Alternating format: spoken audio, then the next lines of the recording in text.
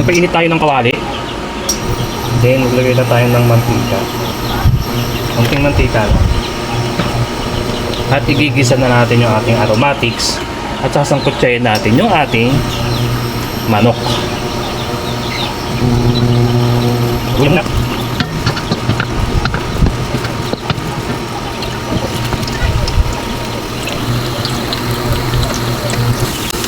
So pag okay na yung ating luya, sunod na natin yung sibuyas.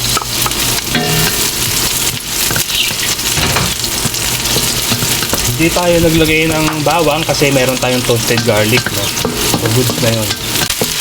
So gigisa lang natin yan.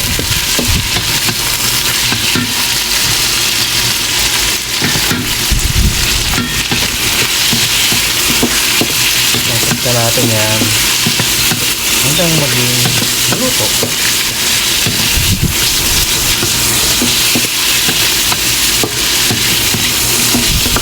Papatayin lang natin yung dugo ng manok dito, ano?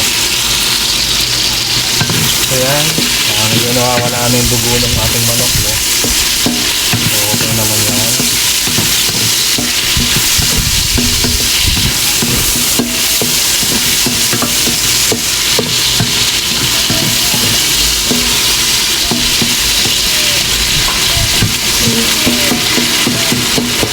Naglagay pala tayo ng konting asin, so hindi ko na video ano, pero naglagay tayo ng konti kanina para magkalasa yung manok natin. Pero magkakalasa din yan kapag niluto na natin.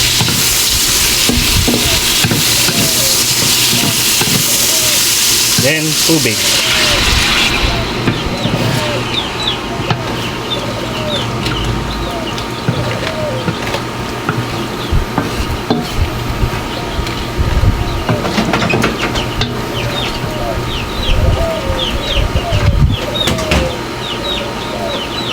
Lagay na natin yung ating malagkit.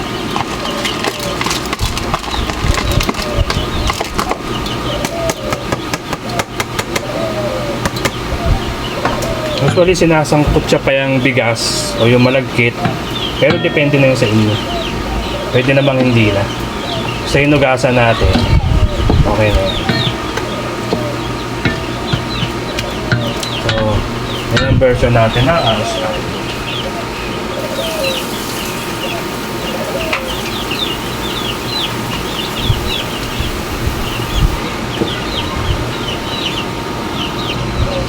So habang iniintay natin kumulo yan, pwede na tayo maglagay ng mga pampalasa, no? Lagay tayo ng chicken powder.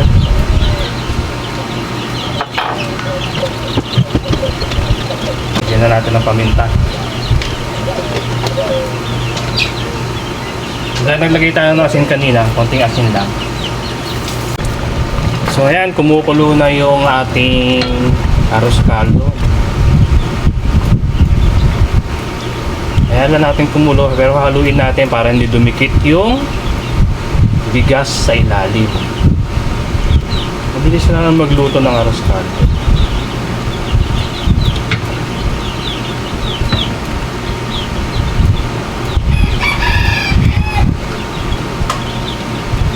Sabay sa pag-alsa ng bigas o nung malagkit natin, yun naman yung lambot ng manok. So sabay na sabay sila.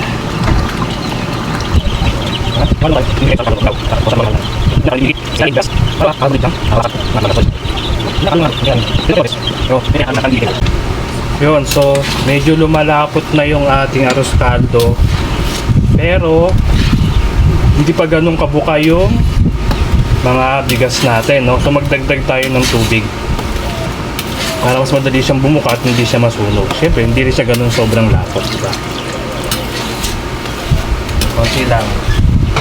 Pero pag ganyan pa din mamaya, pwede pa rin tayo ulit mag-add ng tubig natin.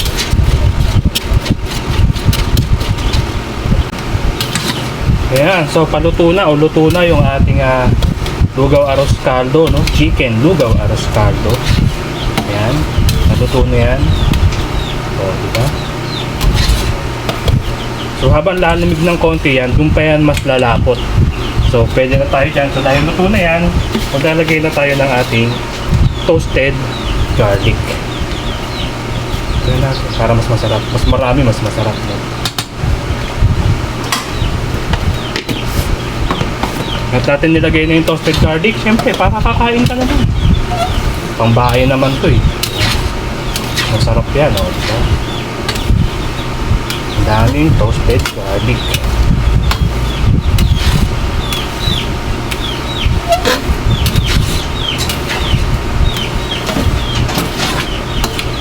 Ayan, luto na ang ating lugaw aros caldo na manok. Lugaw aros caldo na manok pa. Chicken porridge o rice porridge, ano pa?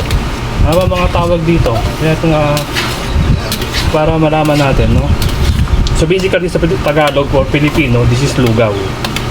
So, lugaw o aros caldo kapag mga malalim kang Tagalog, probinsya.